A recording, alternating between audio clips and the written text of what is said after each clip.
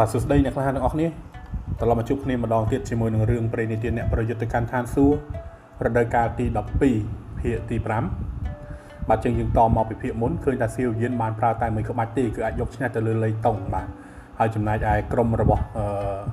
លីយុនហ្នឹងឯងតែទាំងជាង10នាក់ហ្នឹងសៀវយៀនយកឈ្នះទាំងបានមើលមុខផងធ្វើឲ្យពួកហ្នឹងមានការបាក់មុខយ៉ាងខ្លាំងបាទ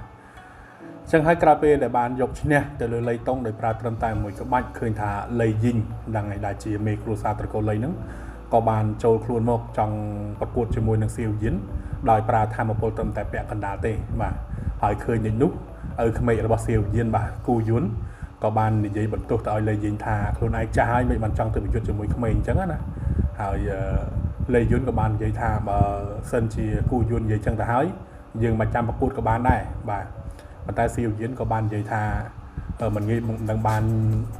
ឆ្លងកាត់បទពិសោធន៍ជាមួយនឹងអ្នកខ្លាំងដូចជាលីយីងទេអញ្ចឹងហើយសូមឲ្យលីយីងនឹងផ្ដល់នៅដល់នយោបាយមកថាផ្ដល់នៅការណែនាំនៅពេលដែលប្រយុទ្ធគ្នាអញ្ចឹងផងបាទឃើញថាគូយួននឹងគឺមានការពេញចិត្តយ៉ាងខ្លាំងជាមួយនឹងភាពក្លាហានរបស់កុំសាខ្លួនឯងអញ្ចឹងណាឃើញកុំសាខ្លួនឯងមានភាពក្លាហានអញ្ចឹងទៅពិតជាមានការពេញចិត្តយ៉ាងខ្លាំងបាទអញ្ចឹងហើយឥឡូវនេះយើងតសាច់រឿងពីភាគមុនសៀវយៀនបានសម្លឹងមើលទៅកាន់លីយីងជាមួយនឹងទឹកមុខដ៏ក្រួតក្រៀតភ្លាមនោះគេក៏បានដកដង្ហើមធំមានការគិតមួយបានកាត់ឡើងនៅក្នុងចិត្តរបស់គេមុនពេលដែលអាល់អិតជីបានបង្រួមខ្លួនចូលទៅក្នុងវិញ្ញាណរបស់គេយ៉ាងលឿនបន្ទាប់មកអាណត្តិភ្លើងពណ៌ផ្កាឈូកក៏បានឆាបឆេះចេញពីរាងកាយរបស់គេហើយរាងកាយរបស់គេនោះក៏បានប្រែក្លាយទៅជាថ្លាដូចជាកញ្ចក់គ្រីស្តាល់ពណ៌ផ្កាឈូកយ៉ាងនោះដែរសៀវយៀនគឺបានបញ្ចេញនៅរាងកាយភ្លើងប្រឡ័យលោកភ្លាមតែម្ដងនៅពេលដែលគេត្រូវប្រឈមមុខជាមួយនឹងដៃគូដ៏មានថាមពលខ្លាំងបែបនេះមានអណ្ដាតភ្លើងសួគ៌6ប្រភេទនៅក្នុងអណ្ដាតភ្លើងមួយនោះកែវភ្នែករបស់យានជីងគឺមានបង្កប់ទៅដោយពន្លឺយ៉ាងចម្លែកក្នុងខណៈពេលដែលគេសម្លឹងមើលទៅកាន់សៀវយៀនបើតាមក្រសែភ្នែករបស់គេក៏រលែកមើលតែម្ដងប៉ុណ្ណោះក៏អាចមើលឃើញនៅចំនួននៃអណ្ដាតភ្លើងសួគ៌ដែលបានរួមបញ្ចូលគ្នានៅក្នុងអណ្ដាតភ្លើងពណ៌ផ្កាឈូកមួយនោះទៅហើយមានភាពញាក់ផ្អើលយ៉ាងខ្លាំងបានបង្ហាញចេញតាមរយៈផ្ទៃមុខរបស់គេព្រោះថាខ្លួនគេផ្ទាល់គឺធ្លាប់ឆ្លងកាត់នៅបទពិសោធន៍ដ៏លំបាកក្នុងការរួមបញ្ចូលគ្នានៃអណ្ដាតភ្លើងសួគ៌ត្រឹមតែការរួមបញ្ចូលគ្នានៃអណ្ដាតភ្លើងសួគ៌តែពីរប្រភេទប៉ុណ្ណោះគឺវាបានធ្វើឲ្យគេចំណាយនៃថាមពលអស់ពីខ្លួនតែម្ដងគេមិនធ្លាប់ស្រមៃឡើយថានឹងអាចធ្វើការចម្រាញ់នៅអណ្ដាតភ្លើងសួគ៌ចំនួន6ប្រភេទរួមបញ្ចូលគ្នាបាននោះមានកែវភ្នែកជាច្រើនគូបានប្រមូលផ្ដុំគ្នាទៅលើរាងកាយរបស់សៀវយៀនពួកគេបានសម្លឹងមើលទៅកាន់ខ្លួនមួយនោះដែលបានប្រែទៅជាថ្លាដូចជាកញ្ចក់មនុស្សជាច្រើនអ្នកគឺបានបង្ហាញចេញនៅទឹកមុខញាក់ផ្អើលយ៉ាងខ្លាំងទោះបីជាយ៉ាងណាក៏ដោយក្រោយពេលដែលពួកគេមានអារម្មណ៍ទទួលដឹងពីការកើនឡើងនៃចំហាយថាមពលរបស់សៀវយៀនភាពញាក់ផ្អើលទាំងនោះក៏បានប្រែទៅជាការតក់ស្លុតវិញមួយរំពេច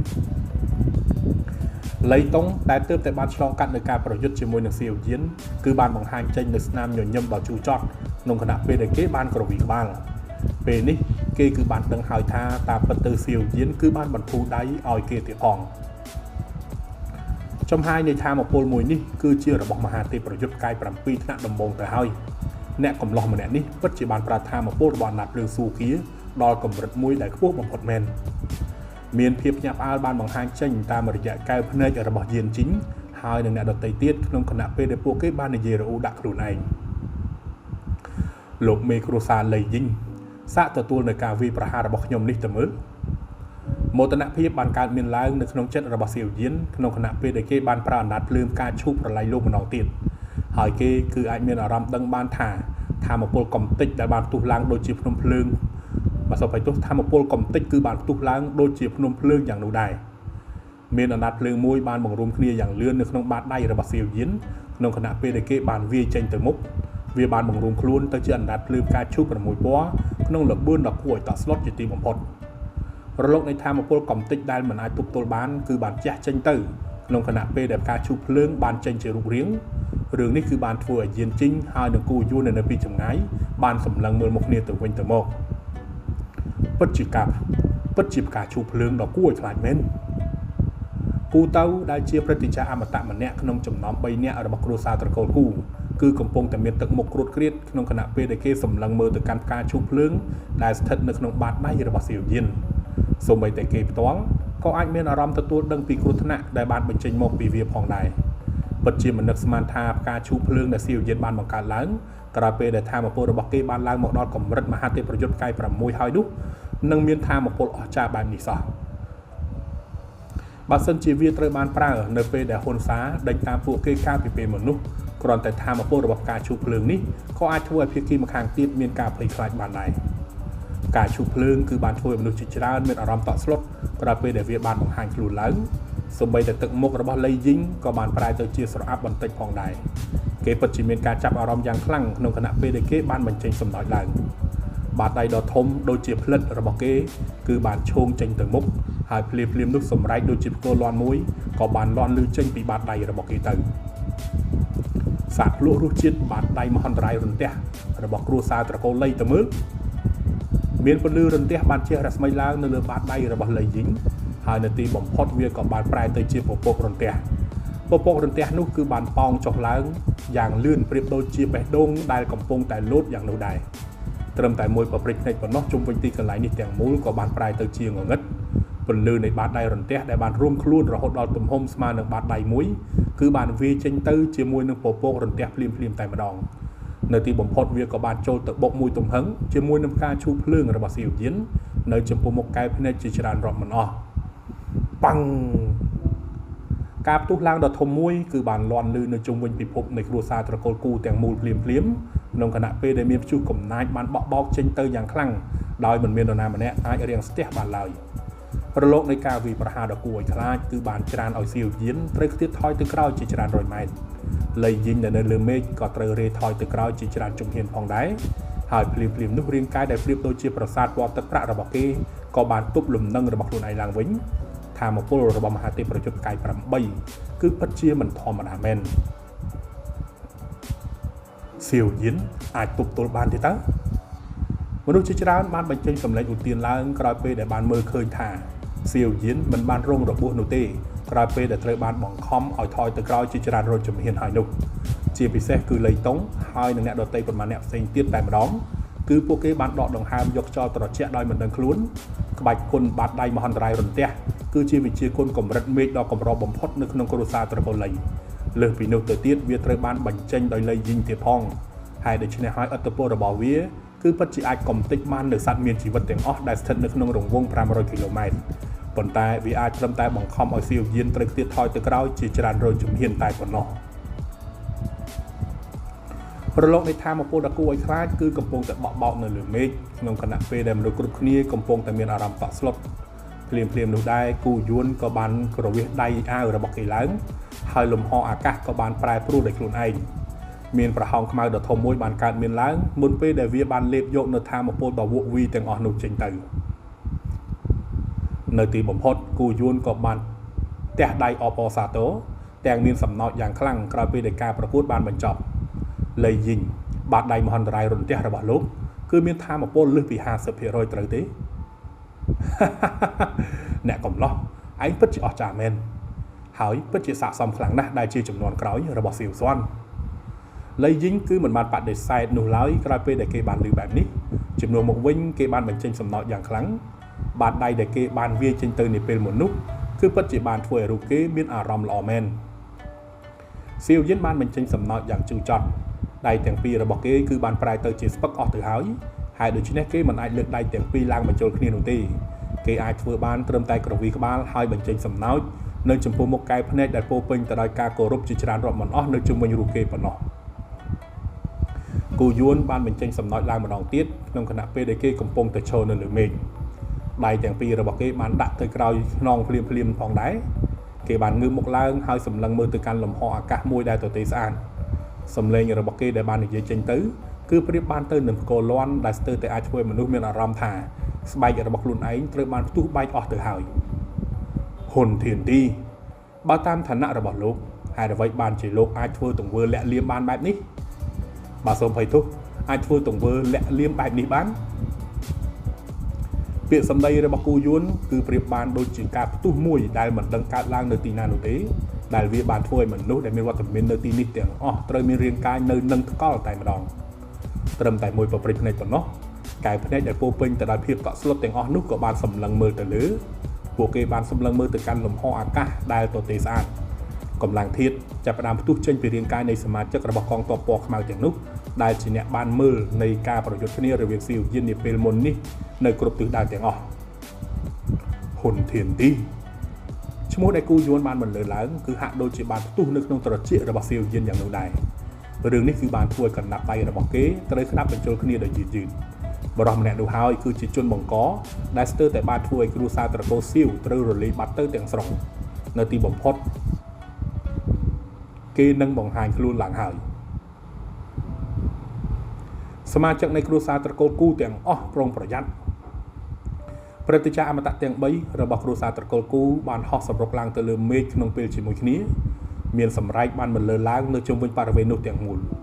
ភ្លាមនោះដែរពន្លឺរស្មីជាច្រើនបានបំលាស់ទីឆ្លងកាត់ជួរភ្នំចូលមក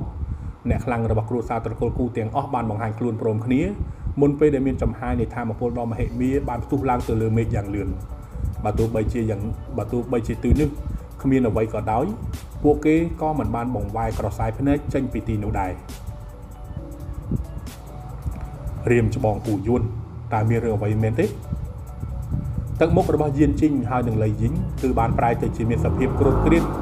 នៅក្នុងខណៈពេលនេះរាងកាយរបស់ពួកគេបានកម្រើកមុនពេលដែលពួកគេបានទៅបង្ហាញខ្លួននៅក្បែរគូយួនកែភ្នែករបស់ពួកគេបានសម្លឹងមើលទៅកាន់ទីលំហមួយនោះប៉ុន្តែពួកគេហាក់ដូចជាមិនមានអារម្មណ៍ទទួលដឹងពីរឿងអ្វីឡើយភ្លាមបន្ទាប់ពីនោះការប្រុងប្រយ័ត្នដ៏ខ្លាំងមួយក៏បានកើតមានឡើងនៅក្នុងចិត្តរបស់ពួកគេព្រោះបើទោះបីជាពួកគេគ្មានថាមពលខ្លាំងយ៉ាងណាក៏ដោយក៏មនុស្សទាំងពីរនាក់នេះនៅតែមានការភ័យខ្លាចចំពោះមនុស្សរបស់គ្រួសារត្រកូលហ៊ុនដដែលតើហ៊ុនធានទីពិតជាមកទីនេះមែនឬមួយក៏ពួកគេចង់វាយប្រហារមកលើគ្រួសារត្រកូលគូយានជីងបាននិយាយដោយសម្ដីធ្ងន់សូម្បីតែគេផ្ទាល់ក៏បានជ្រួញចិញ្ចើមយ៉ាងខ្លាំងផងដែរ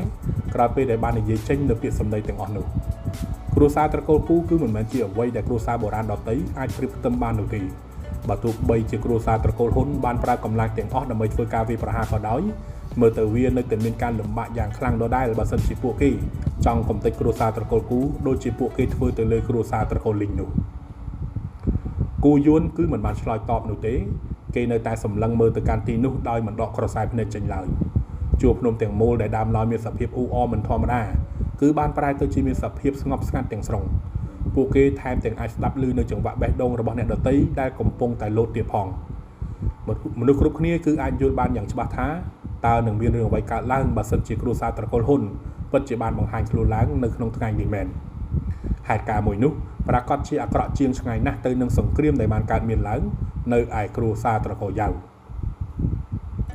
ភាពស្ងប់ស្ងាត់នៅទីកន្លែងមួយនេះគឺបានបន្តទៅអស់មួយរយៈពេលប៉ុន្មាននាទីទោះបីជាយ៉ាងណាក៏ដោយមិនមាននរណាម្នាក់ហ៊ានបន្ធូរអារម្មណ៍នោះទេកែវភ្នែកជាច្រើនគឺសុទ្ធតែបានសម្លឹងមើលទៅកាន់ចំណុចមួយនោះដដែលការតាំងអារម្មណ៍ដ៏ស្ងប់ស្ងាត់បែបនេះគឺបានបន្តទៅអស់ជាច្រើននាទីមុនពេលដែលលំហអាកាសដែលនៅទីនោះចាប់ផ្ដើមកើតមាននៅរលកថាមពលមានសំណើចមួយបានលាន់ឮចេញមកដោយយឺតក្នុងពេលជាមួយគ្នានោះផងដែរគូយួនពួកយើងមិនបានជួបគ្នាយូរណាស់មកហើយប៉ុន្តែអារម្មណ៍របស់ឯងនៅតែមានភាពមុតស្រួចដដែលការបន្លឺឡើងនៅសម្លេងមួយនោះគឺបានធ្វើឲ្យអ្នកខ្លាំងរបស់គ្រួសារត្រកូលគូប្រុងប្រៀបរួចជាស្រេចភ្លាមតែម្ដងកម្លាំងធាតុបានធ្វើលំហូរដូចជាទឹកជំនន់នៅក្នុងរាងកាយរបស់ពួកគេរាល់គ្រប់សកម្មភាពទាំងអស់វានឹងក្លាយទៅជាការវាយប្រហារដូចជាព្យុះកំណាចភ្លាមតែម្ដងការប្រែប្រួលនៃថាមពលនៅទីនោះគឺបង្កឲ្យមានខ្យល់គួចមួយបានកើតមានឡើងដោយយឺតមានដៃដ៏វែងមួយបានឈោងចេញមកពីខ្យល់គួចមួយនោះវាបានចាប់ទៅលើទីខ្ពស់បំផុតនៃខ្យល់គួចក្នុងខណៈពេលដែលមានរាងកាយរបស់មនុស្សបានដើរចេញមកពីវាដោយយឺតហើយនៅទីបំផុតគេក៏បានបង្ហាញខ្លួនឡើងនៅចំពោះមុខកែវភ្នែករបស់មនុស្សគ្រប់គ្នា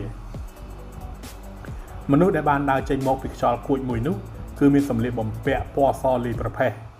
អាយុរបស់គេប្រហែលជាជាង30ឆ្នាំគេមានផ្ទៃមុខស្រស់សង្ហាជាមួយនឹងកែវភ្នែកភ្លឺថ្លាដ៏ចម្លែកដែលហាក់ដូចជារូបគេអាចមើលធ្លុះនៅចិត្តរបស់មនុស្សគ្រប់គ្នាយ៉ាងនោះដែរការបង្ហាញខ្លួនឡើងលើដំបូងរបស់មនុស្សម្នាក់នេះគឺអាចបញ្ជាក់បានថាគេគឺជាមនុស្សដ៏អស្ចារ្យម្នាក់បើសិនជាគេកាន់សៀវភៅនៅក្នុងដៃមើលទៅគេគឺមិនខុសអ្វីទៅនឹងអ្នកសិក្សានោះទេប៉ុន្តែទោះបីជាយ៉ាងណាក៏ដោយតាមការបង្ហាញខ្លួនដ៏កម្ររបស់ម្នាក់នេះ ដែលប្រៀបបានទៅនឹងអ្នកសិក្សាដ៏ទន់ខ្សោយនោះគឺបានធ្វើឲ្យលេយីងហើយនឹងយានជីងត្រូវប្រែទឹកមុខទៅជាមានសភាពគ្រួតគ្រៀតយ៉ាងខ្លាំងសូម្បីតែគូយួនក៏បានពង្រឹងនៅកែវភ្នែករបស់គេទៅលើមនុស្សម្នាក់នោះផងដែរគេគឺជាមេគ្រួសារត្រកូលហ៊ុនធានទីសៀវយៀនគឺកំពុងតែស្រឡាំងកាំងនៅពេលដែលឃើញរូបភាពបែបនោះច្បាស់ណាស់ថាគេពិតជាមិនអាចផ្សារភ្ជាប់បរិះដែលមានសភាពស្រគត់ស្រគំម្នាក់នេះទៅនឹងក្រុមដ៏ចម្លែកបំផុតនៅទ្វីបកម្លាំងធាតុដូចជាបក្សាលវិញ្ញាណនោះបានឡើយមានរាងកាយរបស់មនុស្សប៉ុន្មានអ្នកផ្សេងទៀតបានដើរចេញមកពីខ្យល់គួចដ៏យឺតមុនពេលដែលពួកគេបានមកបង្ហាញខ្លួននៅពីក្រោយខ្នងរបស់បរិះម្នាក់នោះមនុស្សដែលបានដើរចេញមកមុនគេគឺមានអណ្ដាតភ្លើងពណ៌ខ្មៅគ្របដណ្ដប់នៅពីលើខ្លួន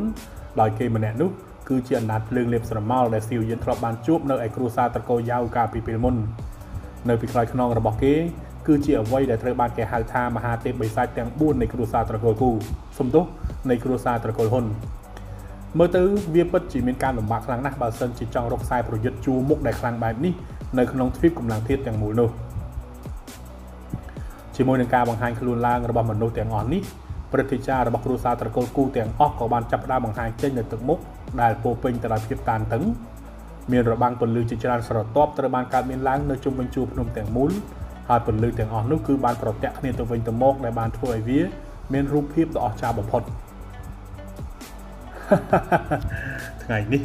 គ្រួសារត្រកូលគូពិតជាមានភាពអ៊ូអរមែនគូយួនលៃយីងយានជីងពួកយើងទាំង4នាក់គឺមិនបានជួបគ្នាបែបនេះអស់រយៈពេល1000ឆ្នាំមកហើយត្រូវទេ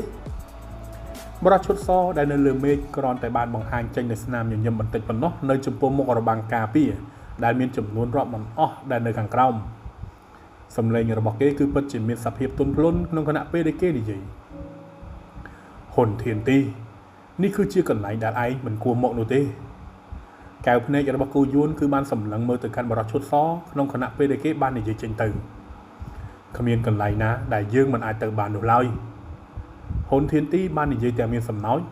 ពួកគេទាំងពីរនាក់គឺដូចជាខ្លួនឯងសំទោសធ្វើដូចជាខ្លួនឯងកំពុងតែជជែកគ្នាពីរឿងធម្មតាយ៉ាងនោះដែរសំឡេងរបស់ពួកគេគឺពិតជាបានបង្ហាញចេញនូវអារម្មណ៍ដ៏ត្រជាក់រៀងៗខ្លួនហ៊ុនធានទីតើគ្រួសាររបស់ឯងព្រមទទួលខុសត្រូវចំពោះរឿងនៃការបាត់ខ្លួនទៅរបស់គ្រួសារត្រកូលលីងហើយនឹងគ្រួសារត្រកូលស៊ឺព្រមទាំងគ្រួសារត្រកូលយ៉ាវដែរទេ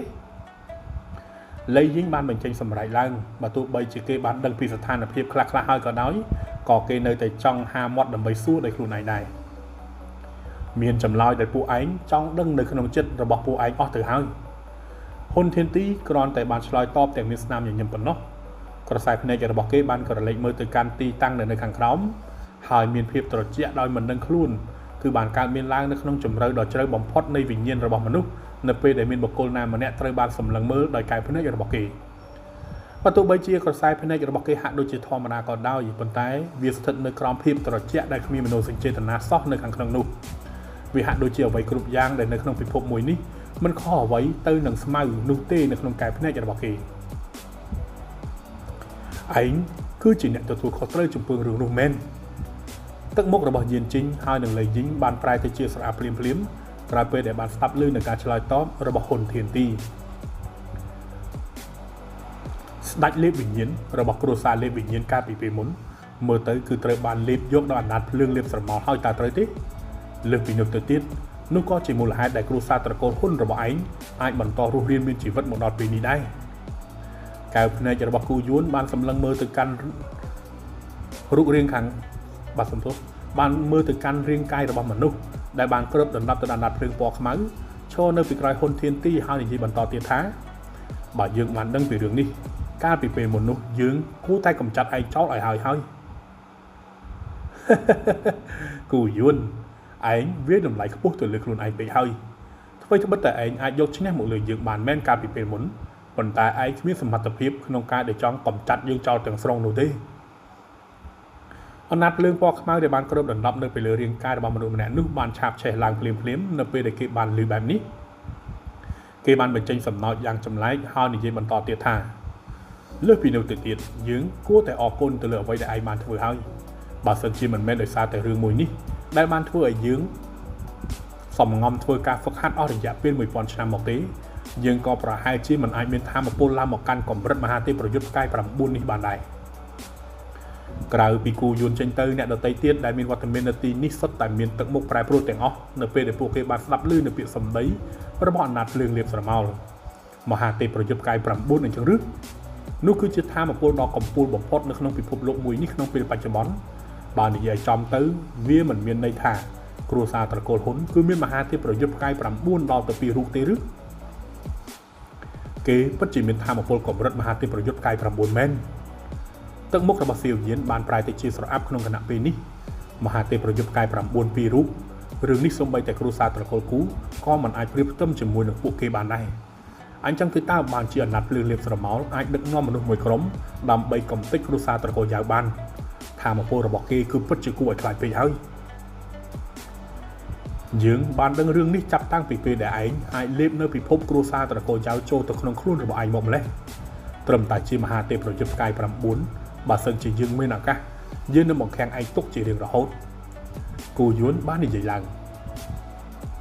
ឯងគ្មានឱកាសធ្វើបែបនោះទេហ៊ុនធានទីបានឆ្លើយតបទាំងមានសំណើចហ៊ុនធានទីបើសិនជាឯងចង់នាំមនុស្សទាំងអស់មកទីនេះដើម្បីធ្វើការវាយប្រហារមកលើគ្រួសារត្រកូលគូរបស់យើងមើលទៅគឺមិនទាន់គ្រប់គ្រាន់ទេ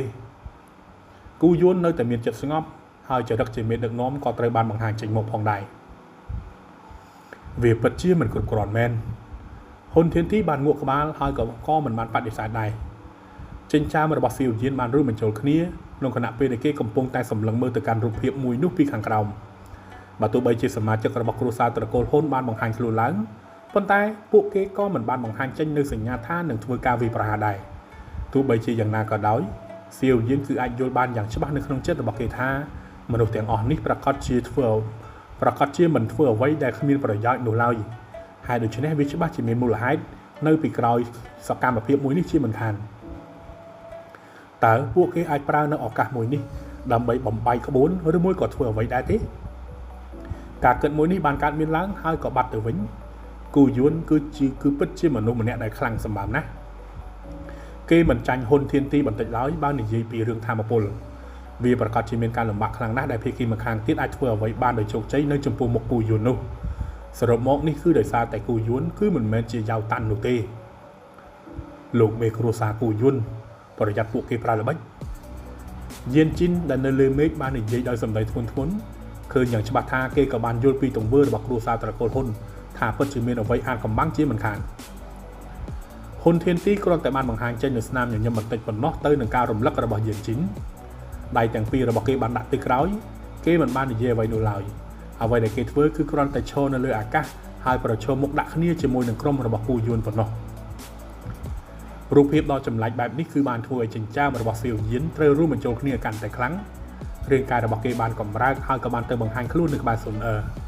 ស្ថានភាពបែបនេះគឺមិនប្រក្រតីទេគេត្រូវតែប្រមូលអារម្មណ៍ហើយការពារគ្រប់ហេតុការណ៍ដែលនឹងកើតឡើងសុវត្ថិភាពរបស់ស៊ុនអឺគឺជារឿងដែលសំខាន់បំផុតសម្រាប់រូបគេបងប្រយ័ត្នខ្លួនផងស៊ុនអឺបាននិយាយដោយសម្លេងតិចៗក្នុងគណៈពេលដែលនាងបានសម្លឹងមើលទៅកាន់សៀវយានដែលឈរនៅក្បែរនោះសៀវយានបានងក់ក្បាលក្នុងគណៈពេលដែលគេបានគិតថាទង្វើរបស់គ្រួសារត្រកូលហ៊ុនគឺពិតជាចម្លែកពេកហើយកាយវិការបែបនេះគឺហាក់ដូចជាពួកគេកំពុងតែមានចេតនាពន្យាពេលគូយួនហើយនៅអ្នកដតីទៀតឲ្យនៅទីនេះយ៉ាងនោះដែរតើពួកគេមានបំណងចង់ធ្វើអ្វីទៅម្រាមដៃរបស់សៀវយានគឺកំពុងតែត្រដោះគ្នាយ៉ាងលឿនហើយភ្លាមនោះដែរម្រាមដៃរបស់គេក៏បានបញ្ឈប់សកម្មភាពកែវភ្នែករបស់គេបានសម្លឹងមើលទៅកាន់ស៊ុនអឺក្នុងគណៈពេលដែលគេបានសួរថាតើគុជអតិថិបុរាណធូសឺនៅជាមួយនឹងលោកពូគូមែនទេស៊ុនអឺគឺមានការភ្ញាក់ផ្អើលនៅពេលដែលបានឮបែបនេះនាងមានការស្ទាក់ស្ទើរនៅក្នុងចិត្តបន្តិចមុនពេលដែលបានតបទៅវិញថាអត់ទេគុជបុរាណគឺនៅឯសាលបុព្វបុរសឯណោះវាគឺជាទីកន្លែងដែលមានការការពារដ៏រឹងមាំបំផុតមនុស្សរបស់សាលបុព្វបុរសគួរតែមកទីនេះទាំងអស់ហើយត្រូវទេសៀវយានបានសម្លឹងមើលទៅកាន់អ្នកខ្លាំងរបស់គ្រួសារត្រកូលគូដែលនៅលើមេឃមុនពេលដែលគេបានសួរបញ្ជាក់ស៊ុនអឺបានប្រើកែវភ្នែកដ៏ស្រស់ស្អាតរបស់នាងសម្លឹងមើលទៅជុំវិញបរិវេណនោះហើយភ្លាមនោះដែរទឹកមុខរបស់នាងក៏មានការប្រែប្រួលបន្តិចនាងពិតជាបានរកឃើញថាអ្នកខ្លាំងដែលមកពីសាលបុព្វបុរសគឺពិតជាត្រូវបានអូសទាញឲ្យមកទីនេះមែនគោលបំណងរបស់គ្រួសារត្រកូលហ៊ុនតាមពិតគឺជាគុជបុរាណរបស់គ្រួសារត្រកូលគូ ទឹកមុខរបស់ស៊ីវយានមិនបានប្រែទៅជាស្រអាប់ក្រោយពេលដែលគេមើលឃើញនៅផ្ទៃមុខបែបនោះរបស់ស៊ុនអឺគេបានងើបមុខឡើងហើយបញ្ចេញសម្រែកថាលោកពូគូប្រយ័ត្នគុជបុរាណរបស់គ្រួសារត្រកូលគូផងគូយួនដែលកំពុងតែប្រឈមមុខជាមួយនឹងហ៊ុនធានទីនៅលើមេឃស្រាប់តែមានទឹកមុខប្រែប្រួលភ្លាមមុនពេលដែលគេអាចបញ្ចេញសម្រែកឡើងសញ្ញាដាស់តឿនក៏បានលាន់ឮចេញមកពីជួរភ្នំដែលនៅតំបន់ជ្រៅបំផុតបាត់ទៅហើយវាគឺជាសម្លេងដាស់តឿនដែលបានបញ្ចេញមកពីសាលបុព្វបុរសបាទសូមអរគុណអញ្ចឹងយើងសូមស្លេះត្រឹមប៉ុណ្ណេះសិនរងចាំជួបគ្នានៅភាគបន្ទាប់បាទសម្រាប់ថ្ងៃនេះមេប៉ាក់សូម